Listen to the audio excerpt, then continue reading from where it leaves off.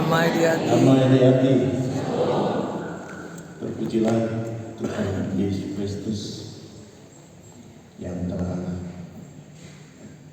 mati, dikuburkan, bangkit pada hari yang ketiga, naik ke surga, dan tidak membiarkan kita untuk hidup sendiri, tetapi Roh Kudus dicurahkan bagi kita, menuntun, membimbing, menyertai kita semua dalam menjalani kehidupan, tapi juga secara khusus untuk melakukan tugas pelayanan gereja. Pertama-tama tentu saya menyampaikan bahwa Pak Ketua Pendeta Kiai Arilan PhD tidak berkesempatan hadir bersama dengan kita, dan sebetulnya biasanya yang membawakan introduksi adalah Pak Ketua. Kalau saya ibarat di bola kaki pemain cadangan. Beliau ada di Jerman dalam kegiatan sidang EMS atau pertemuan. Untuk kegiatan itu dan informasi dari staf, mungkin ada beberapa waktu di sana, karena itu tidak bersama-sama dengan kita saat ini. Saya atas nama Badan Pekerja Majelis Sinode, atas nama Ketua Badan Pekerja Majelis Sinode, menyampaikan selamat datang dan sekaligus menyambut saudara-saudara hadir bersama di tempat ini, dan juga selama 2 hari akan melakukan kegiatan kursus teologi bagi diaken dan penatua gelombang 9 dan gelombang 10. Gelombang 9 tidak kami laksanakan karena berdekatan dengan waktu pelaksanaan HUT PI dan pendidikan Kristen, terkhusus ibadah agung. Jadi digabung untuk gelombang 9 dan gelombang 10. Dan saudara-saudara, sekali lagi kami menyampaikan selamat datang dan menyambut saudara-saudara hadir di tempat ini, dan 2 hari kita melakukan kegiatan khusus tersebut. Saya tentu akan menyampaikan beberapa hal sebagaimana introduksi Pak Ketua berkaitan dengan kegiatan kursus teologi dari gelombang ke gelombang. Jadi kehadiran saudara-saudara di sini, para diaken dan penatua, adalah melaksanakan panggilan Allah, God's calling, dan karena itu tentu menjawab terhadap panggilan Allah itu, saudara-saudara melakukan tugas dan tanggung jawab sebagai Tarsus Digemim, dan kehadiran saudara-saudara di sini juga adalah panggilan untuk lebih memberi pemahaman yang komprehensif berkaitan dengan bagaimana menjawab panggilan itu. Panggilan dalam pengertian luas, pengertian yang luas. Panggilan selaku diaken dan penatua dalam rangka menghayati, dalam rangka merefleksikan panggilan sebagai hambanya. Panggilan ini juga menunjuk pada bagaimana kita mengekspresikan mengkonkretisasikan dalam bentuk pemberian diri yang utuh dan juga pengorbanan diri yang sungguh. Karena itu panggilan menunjuk pada dua hal yang saya sebutkan tadi: suffering, pemberian diri, dan sacrifice, pengorbanan diri. Dan itu yang telah saudara-saudara lakukan dalam melaksanakan tugas sebagai hamba Tuhan. Tanpa pemberian diri yang utuh, tanpa pengorbanan diri yang sungguh, maka nilai atau kualitas panggilan kita tidak akan maksimal. Tidak akan maksimal. Itu yang pertama yang saya mau sampaikan. Yang kedua, tentu kami pada kerja Majelis Sinode memberi apresiasi bagi jemaat-jemaat dan wilayah-wilayah yang menjawab hasil keputusan sidang Majelis Sinode tahunan. Kita tahu bahwa pelaksanaan kursus teologi atau theological training ini sudah digumuli sejak tahun 2018 dan di 2019 dibawa dalam persidangan sidang Majelis Sinode tahunan, tapi belum terlaksana oleh karena kita menghadapi COVID-19. Dan pikiran yang cemerlang dari seorang ketua dan pekerja Majelis Sinode karena menggumuli segenap hal yang berkaitan dengan apa yang disebut saya sebut tadi panggilan Allah. Dan salah satu adalah kegiatan kursus teologi ini. Jadi 2019 belum, 2021 belum juga, dan tidak ada sidang di 2021 sebab tidak dapat diberi izin. Nanti 2022, sehingga 2022 Ketua BPMD pasti ingat atau peserta sidang, 2 kali kita melakukan sidang Majelis Sinode tahunan, yaitu bulan April kalau saya tidak salah dan bulan Oktober atau bulan November yang lalu. Nanti terrealisasi tahun 2023. Di 2023 itu kita melaksanakan kegiatan ini selama bulan Juli dan sampai bulan Agustus akhir. Dan memang kegiatan ini dilaksanakan untuk 2023 9 gelombang. Ya, 9 gelombang. Saya mengatakan ini karena sungguh memberi kontribusi yang sangat signifikan dalam rangka kerja pastoralia dan juga tugas-tugas pelayanan lainnya. Saya ingat 2022 bidang pembinaan pengembangan melaporkan bahwa penanganan masalah itu ada kurang lebih 448 ya, yang dilaporkan di sidang tahun lalu. Dan itu juga tentu sumbangsi dari keikutsertaan para pelsus ketika mengikuti kursus teologi. Dari 448 dia menjadi 214 kasus atau masalah. Nah, saya sangat senang sebagai seorang pendeta, sekalipun belum terhitung yang tidak terlapor, sebab ada yang tidak dilaporkan kepada BPMS tentang masalah-masalah yang terjadi. Saya percaya bahwa banyak di antara masalah itu telah diupayakan diselesaikan oleh BPMJ di atas jemaat, dan BPMD di atas wilayah.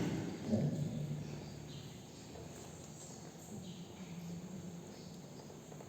Tadi itu sumbangsi dari para peserta kursus teologi dengan pemahaman yang komprehensif berkaitan dengan pemahaman eklesiologi, ya, teologi, ya, bagaimana melaksanakan tugas kelembagaan, bagaimana kita bergereja, itu juga akan disampaikan di kegiatan kursus-kursus ini. Ya.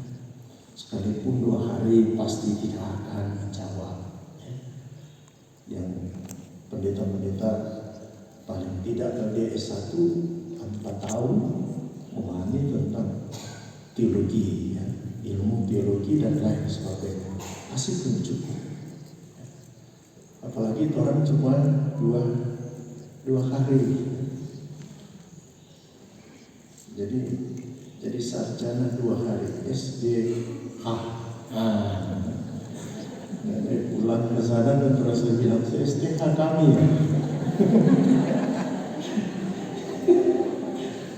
Karena kita akan kuliah di ruangan kuliah S1, S2 dan S3. Ya. Jadi memang namanya kursus ini ya, belajar bersama. Saya tahu bahwa Bapak Ibu juga telah memiliki pemahaman teologi, memiliki pemahaman yang komprehensif dengan berbagai ilmu. Sebab yang datang ini kan versus yang berlatar belakang, ada akademisi seperti tadi ya, ada pengusaha, ada ASN dan lain sebagainya. Sekalipun ASN memang kami berkumpul sebab tidak seperti tahun yang lalu. Tahun lalu dari Sekprov mengeluarkan surat dispensasi dan dikirim ke kabupaten kota. Sekarang ya rupanya regulasinya tidak lagi seperti tahun yang lalu, sehingga dari Pemprov belum dapat mengeluarkan dispensasi. Sehingga saya sudah menyampaikan kepada sekretariat internal saja gereja untuk melampirkan surat dispensasi keikutsertaan bagi para ASN atau pegawai swasta. Ya. Dan karena itu saya berterima kasih kepada ada ASN yang hadir di sini. Ada? Banyak. Paling mendapat TGR. Itu yang saya sebut tadi, bagian dari pengorbanan diri, sacrificing kita atau suffering kita, ya. Pemberian diri kita, dan makasih banyak untuk semuanya. Saya mengatakan itu, ya. Nah karena itu memang jadi kegiatan ini terlaksana oleh karena keputusan sidang, bukan semata-mata kemauan bidang pembinaan pengembangan atau kemauan BPMS semata, tapi hasil keputusan sidang. Namanya hasil keputusan sidang yang tentu harus dilaksanakan. Dan keputusan sidang ini mengacu pada registrasi kita di periode yang berjalan ini, yaitu Renstra tahun pelayanan 2022 sampai 2027. Dan Renstra tahun 22 sampai tahun 2027 ini titik berat penekanan pada tugas pastoral. Ya.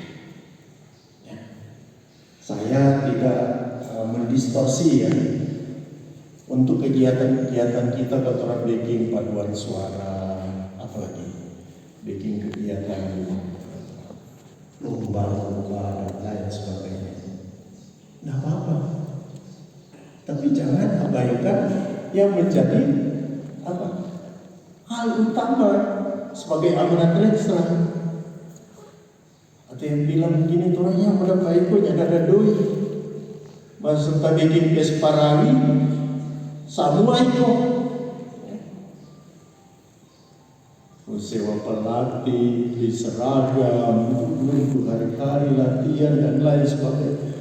Kalau itu boleh membuat keluar dari banyak. Waktu khusus teologi, tidak habis duit. Karena itu ketua selalu menyampaikan, disinilah diuji manajerial dari para pusat. Siapa mereka? Ketua-ketua BPMJ dan ketua-ketua BPMW. Jangan mereka tidak memahami Renstra. Maaf, saya cuma mengutip ya yang disampaikan oleh Pak Ketua. Sehingga dalam pembuatan program, program tentu berkaitan dengan anggaran, ya, anggaran. Kita mungkin kurang memberi ruang atau tidak terampil untuk menyampaikan itu dalam persidangan sehingga menjadi program. Sekali lagi saya menyampaikan ini supaya saudara-saudara tahu kenapa memang kami meminta untuk hadir di sini. Sekali lagi ini amanat keputusan sidang. Amanat keputusan sidang yang bukan juga cuma satu kali sidang, tapi beberapa kali sidang majelis sinode tahunan. Gitu. Jadi terima kasih untuk ketua-ketua BPMJ, ketua BPMB yang hadir, yang dapat antar. Habis introduksi traumanya dia berfoto. Ya. Sebagai bentuk tentu jawaban untuk kita secara kelembagaan melaksanakan amanat sidang. Dan itulah cara bergereja kita. Lalu kemudian tentu hal yang ketiga, kita melihat dalam Alkitab pelayanan Yesus, murid-murid, ya. Penekanannya pada banyak hal, tetapi ruang yang besar adalah bagaimana Yesus dan murid-murid melakukan disciple making, ya. Menjadikan murid, menjadikan murid. Karena itu dalam Alkitab paling banyak jika kita melihat yang dilakukan adalah bukan preaching tapi teaching dan healing. Healing itu bukan jalan-jalan. Healing dalam pengertian penyembuhan secara holistik, ya, secara holistik. Tentang preaching, perenungan kita di minggu yang berjalan ini, Ulangan 6 juga menekankan tentang teachingnya. Bahasa para ahli khotbah, ya, pidato Musa, ya, pidato Musa, pengajaran, dan itu hebatnya Israel. Pengajaran mereka bukan hanya dengan kata-kata, tapi mereka berkata-kata dengan perbuatan. Ya. Itu kalau kita menggali bagian bacaan ini, saya hari Minggu saya mengatakan itu kalau kepentingan tentang pengajaran, kan kita tahu latar belakangnya kenapa Musa berpidato kepada mereka.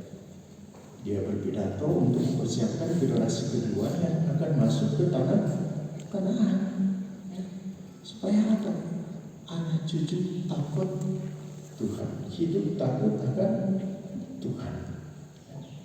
Sebab mereka tidak lagi menjadi saksi mata terhadap peristiwa keluarnya bangsa Israel dari tanah Mesir. Bahkan berbagai mujizat-mujizat yang Tuhan beri dan berbagai hal,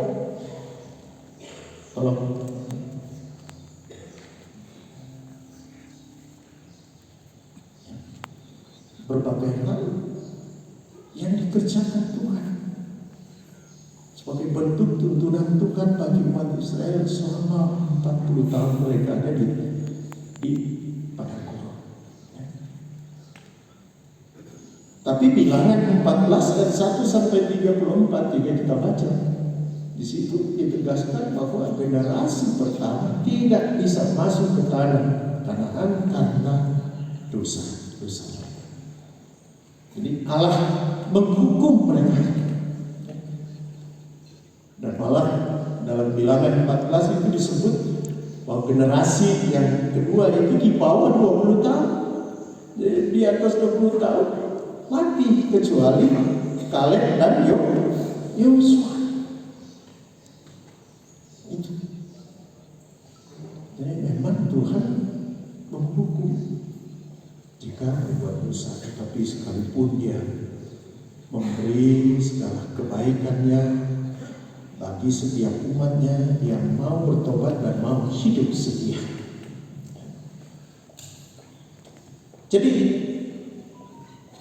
Jadi perenungan kita di minggu ini adalah bagian juga dari apa yang disebut dengan teaching, pengajaran yang dilakukan. Kalau bicara healing demi secara institusi sudah menjawab. Dengan adanya apa? Rumah-rumah sakit yang ada, pelayanan-pelayanan diakonal kita. Ya kan? Kalau pergi kunjungan orang sakit, orang pergi berdoa, lalu kemudian memberi diakonia dan lain sebagainya, sekalipun bukan hanya sebagai pemahaman kita tentang diakonia yang sifatnya karitatif, tapi lebih luas, ya, lebih komprehensif. Tidak semua gereja yang ada di dunia ini, sekalipun gereja besar, punya rumah sakit. Demi Tuhan beri, ya,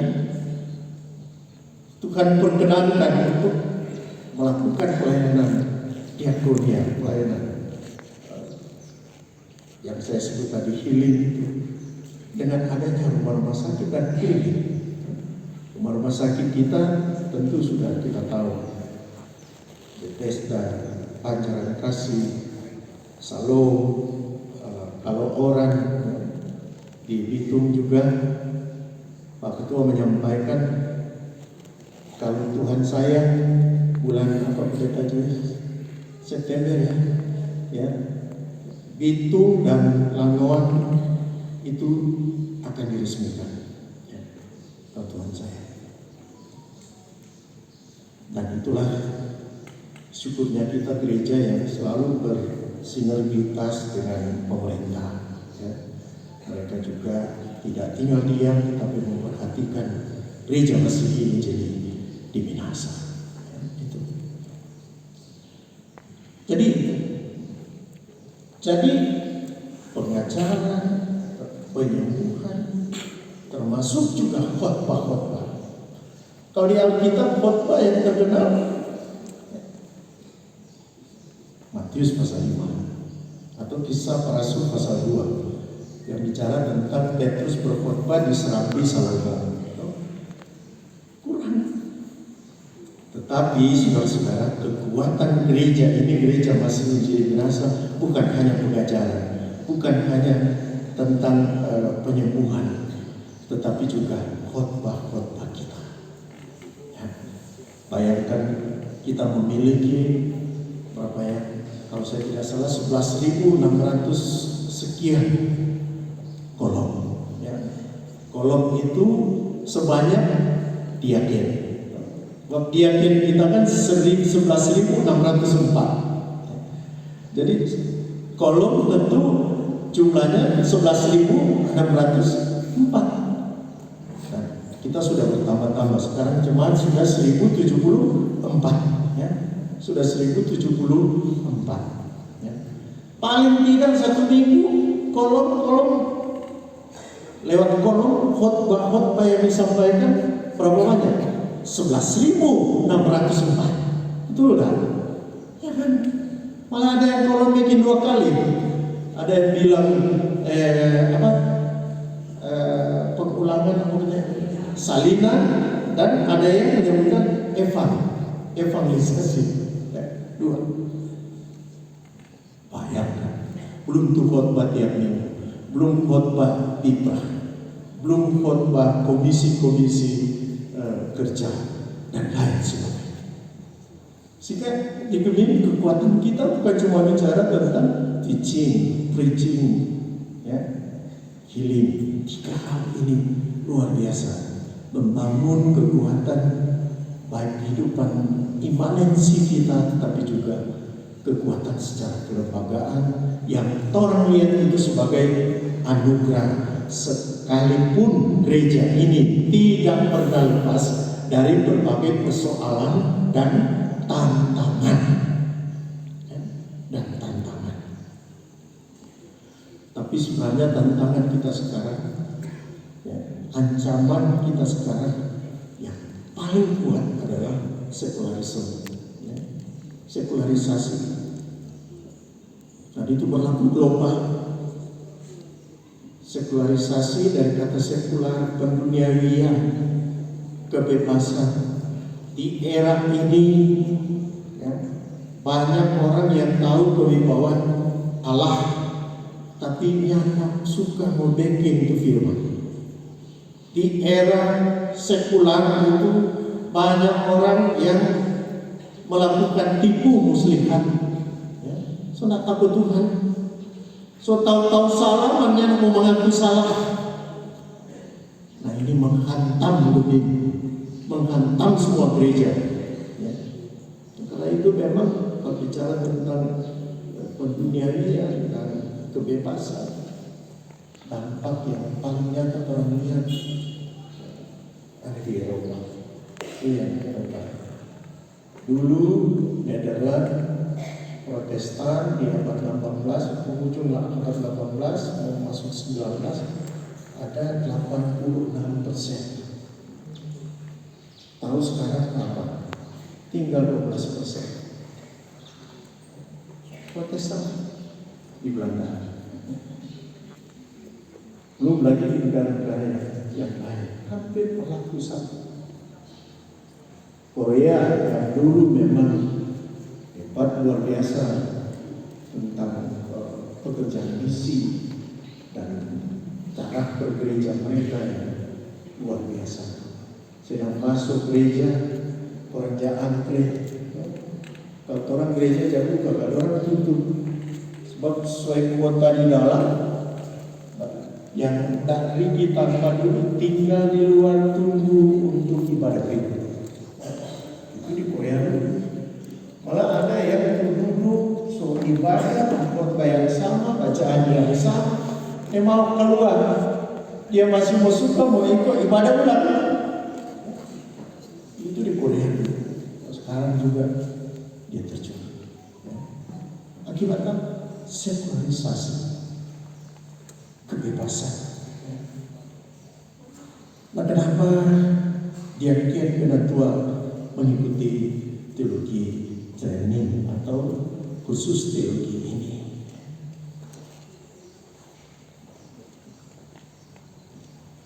Yang pertama tentu saya bilang kehadiran kita untuk membangun pemahaman secara komprehensif, baik cara berteologi, berorganisasi, dan juga hal-hal lainnya. Karena itu di kursus ini kita mendapat materi tentang pengantar PL, pengantar PB, ada etika dan analisa sosial, ada misiologi, ada pastoralia dan gereja lokal, ada perbendaharaan. Yang satu 7 materi yang akan diberikan selama 7 hari kita ada di tempat ini dan di ruang-ruang kelas. Kapan di mana tuh boleh kita akan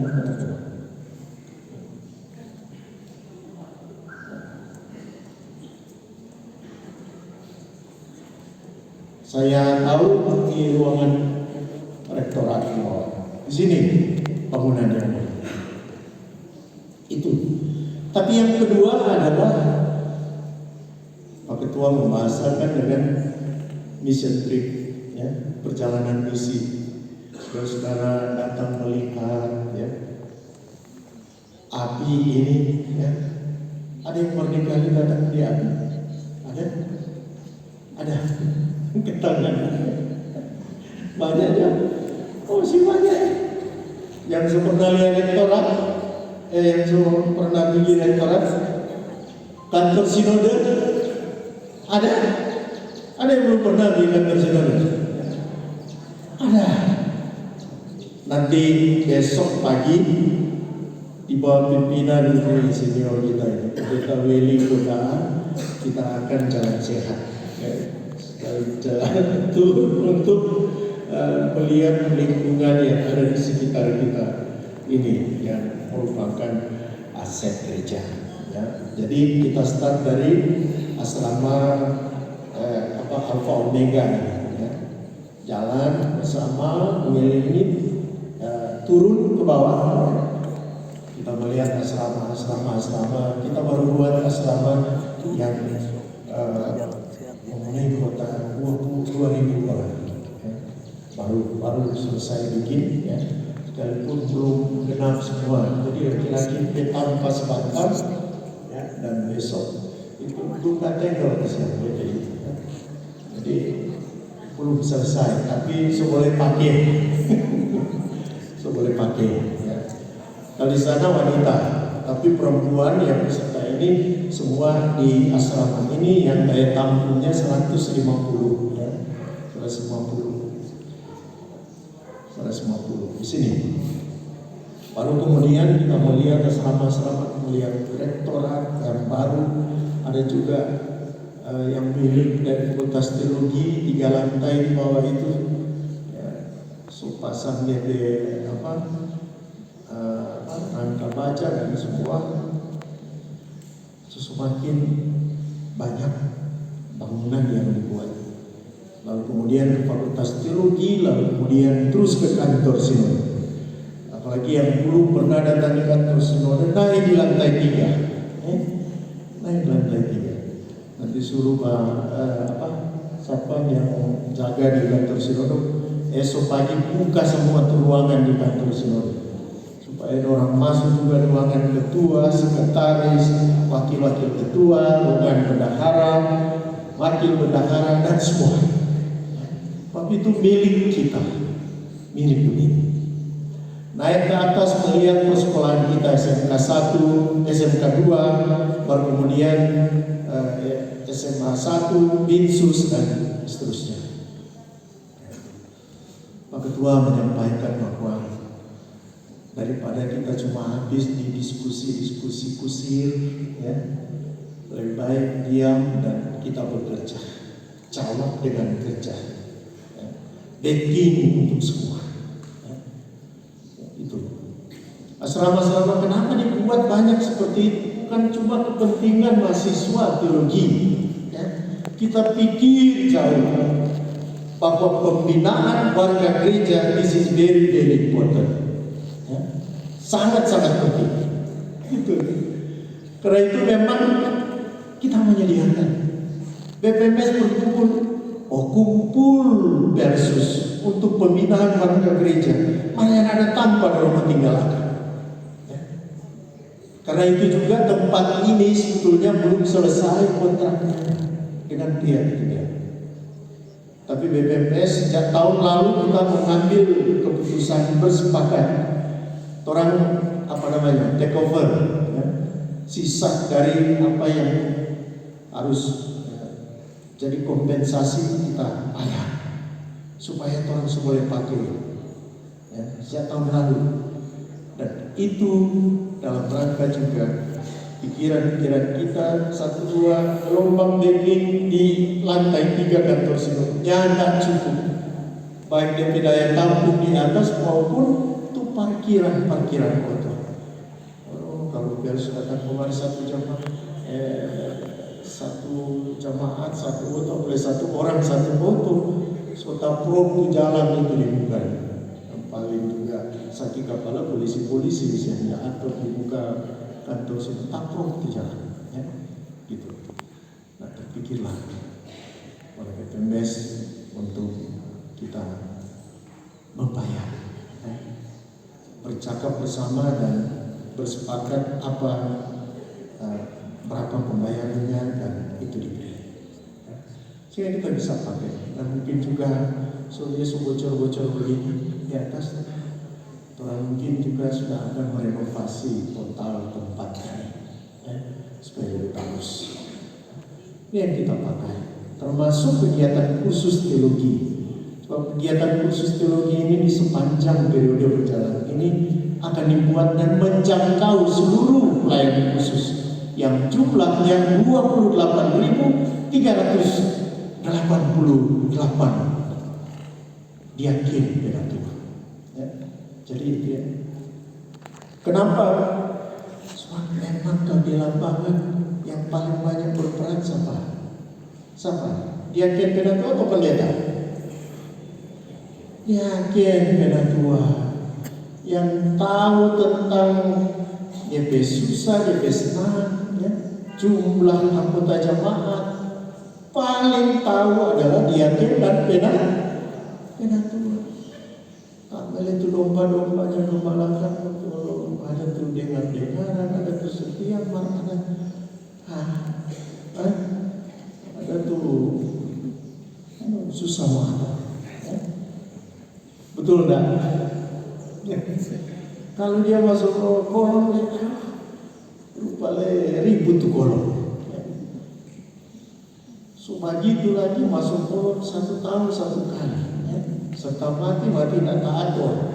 Mati jam 2 subuh, Pak Ujang, Pak Guntur, versus semua 3 tanya enggak?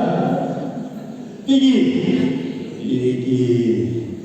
Bukan cuma bawa diri, bawa kopi, bawa teh, bawa onde-onde, bawa cucur, baku tulung leman nangis.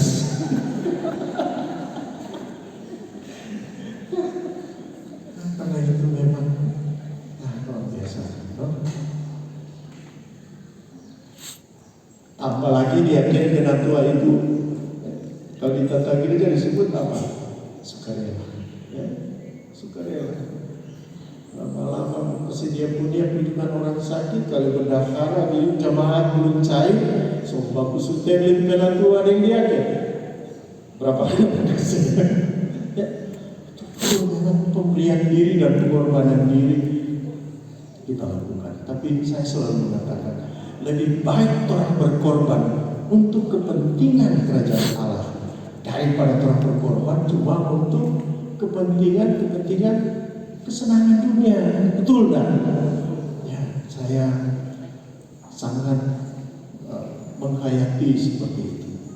Termasuk pengorbanan saudara-saudara. Tugas sebagai Yesus tidak mudah, berat, ya, berat. Karena dia bukan cuma menjaga domba, tapi dia mempertaruhkan nyawanya untuk keselamatan domba. Nanti di materi pengembalaan itu ada. Ya. Itu luar biasa pengorbanan. Jadi persenaan versus nih, setia, tabah, dan sabar melakukan tugas sebagai versus. Periode ini masih 2 tahun lebih, 2 tahun lebih kan?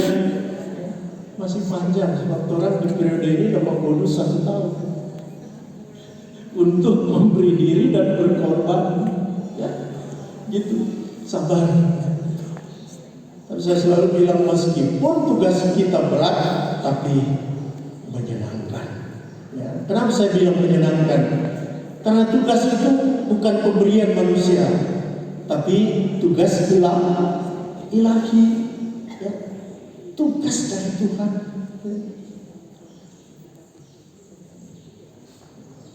Saudara-saudara yang dipercayakan, entah saudara-saudara terpilih dengan banyak suara atau kurang takikis, ada kurang cabut undi, cabut ada ya, ada sini, ada cabut undi. Nah, ada. Tapi Tuhan memilih saudara. Tuhan pilih. Ya, gitu. Jadi usahakan kita yang telah dipanggil, dipilih, ditetapkan oleh Tuhan, tetap lenggang versus. Ya, lenggang versus. Sampai akhir hayat, bukan cuma sampai akhir periode. Mau tak pilih deh nyangga untuk periode berikut tetap Lenggang Persus. Ada kok serta Sunyana Persus jadi provokator. Betul. Mana nanya di sini? Ini Lenggang Persus. Saya selalu bilang begini, ya. Gajah mati meninggalkan gading, manusia mati meninggalkan nama. Ya. Nama kita itu yang sungguh-sungguh mari kita jaga supaya tetap baik. Ya, gitu.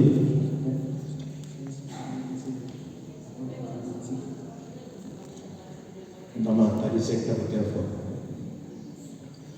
Jadi itu nah biasa kalau semua meninggal, kemarin saya pimpin juga orang tua dari pendeta meninggal. Orang yang cerita guru yang dulu guru lemah lembut dan lain sebagainya, marah-marah. Ini kata lemah lembut tapi disegani, ya. Malah bilang masih jauh soalnya polisi, biar tak warung masuk suruh agak lo masuk suruh, ya. Taruhlah mutan gadis atau bukan, lo masuk suruh, bukan tidak mau bertemu, tapi keseganan mereka, hormat mereka kepada mama dari pendeta itu. Belum lagi dia ibu ketua tim penggerak PKK berapa periode, ya. Terus cerita-cerita teman bagus. Nah, ada di satu jemaat saya memimpin ibadat pemakaman dari mantan pelayan khusus. Ya, sementara acara pembasarian ditambah masih ada sekian menit kalau saya cerita.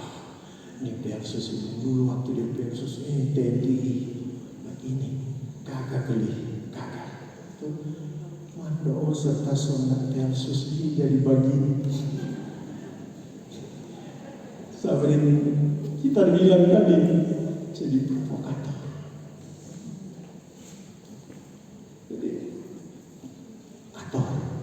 atur tuh Lenggang. Mesti tahu setel jam.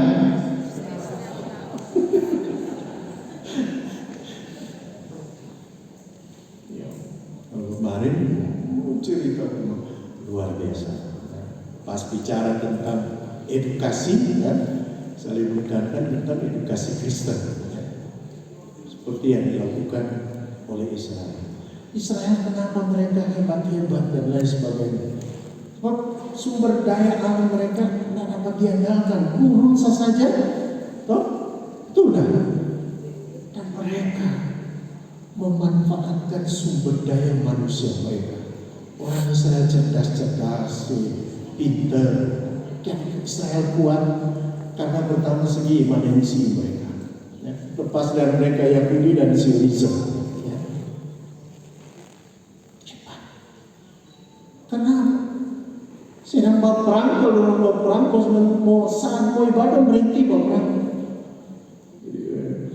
Dalam hidup yang takut akan Tuhan sama dengan saudaranya, banyak ahli-ahli PLPB di sini mereka lebih tahu. Saya melihat